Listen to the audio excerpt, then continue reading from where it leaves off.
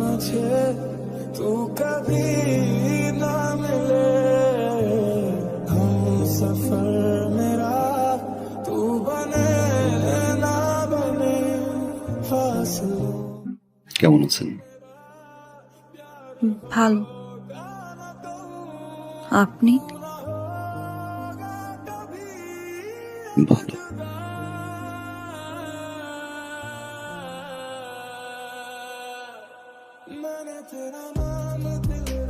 এটা রাখো ভাইয়া। এটা কি? 1.5 লাখ টাকা। 1.5 লাখ টাকা? কেন? ওই যে তোমাকে না বলে নিয়েছিলাম। এটা লাগবে না। ছোট ভাইকে থেকে 1.5 লাখ টাকাতে একটা মোটরসাইকেল দিতেই পারি। রাখ, তুই এটা লাগবে। রাখ রাখ রাখ।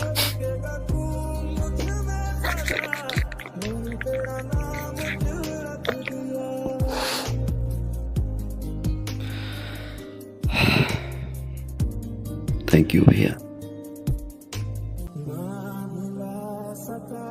Thank you.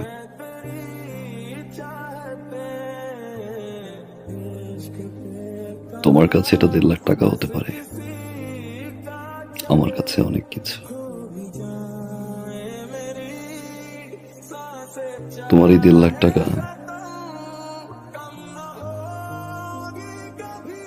আমার এই জীবনের মোড় ঘুরিয়ে দিয়েছে ভাইয়া।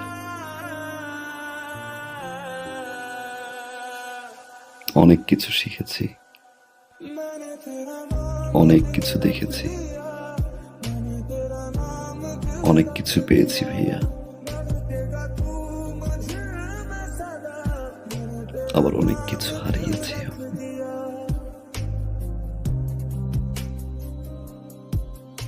এতদিন পরে এসে আমার মনে হলো এই টাকাটা তোমাকে ফেরত দেওয়া উচিত, কারণ এই টাকাটা আমার কাছে এখন বোঝা।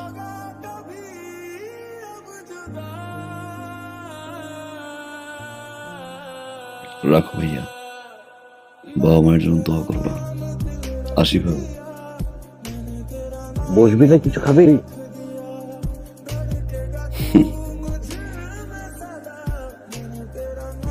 যে বাসা এখন পর্যন্ত আমার বাবা মাই খেতে পারেনি, সে বাসা আমি খেয়ে কি করবো ভাইয়া?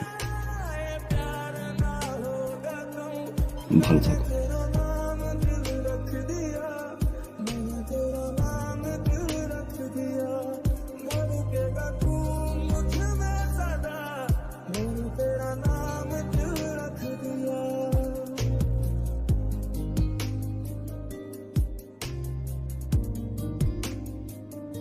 মা, আগামী 15 তারিখে আমাদের ফ্লাইট। আলহামদুলিল্লাহ আমরা হজে যাচ্ছি। আলহামদুলিল্লাহ। আলহামদুলিল্লাহ। কিন্তু বাবা, একটা দেনা ছিল তো। দিয়ে আসছি, যার টাকা তার হাতে পৌঁছে দিয়ে আসছি। খুব ভালো করেছিস বাবা। হজ থেকে এসে ইনশাআল্লাহ বাবাকে নিয়ে সিঙ্গাপুর যাবো। হার্টের ট্রিটমেন্ট ওইখান থেকে করে নিয়ে আসবো। কিন্তু বাবা, আমরা এই যে সবাই মিলে আমরা হজ করতে যাইতেছি, কতগুলো টাকা খরচ হইতেছে, তারপর তুই দেনাটাও শোধ করলি। মানে দেশের মধ্যে একটা ভালো ডাক্তার দেখাইলে ভালো হতো না? সিঙ্গাপুরে যাওয়ার দরকার কি? দেশের ডাক্তার তো রেফার করলো মা, এত কিছু ভাবতে হবে না। আমি যতদিন আছি তোমাদের সেবা করে যাব।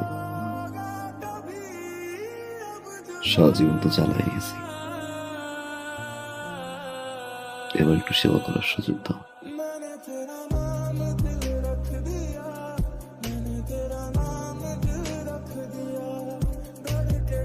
আমার বাবা, আল্লাহ তোরে বাঁচাই রাখুক বাবা। আমার পাগল ছেলে মানুষ হয়েছে। আমার আর কিচ্ছু লাগবে না বাবা, আর কিচ্ছু লাগবে না।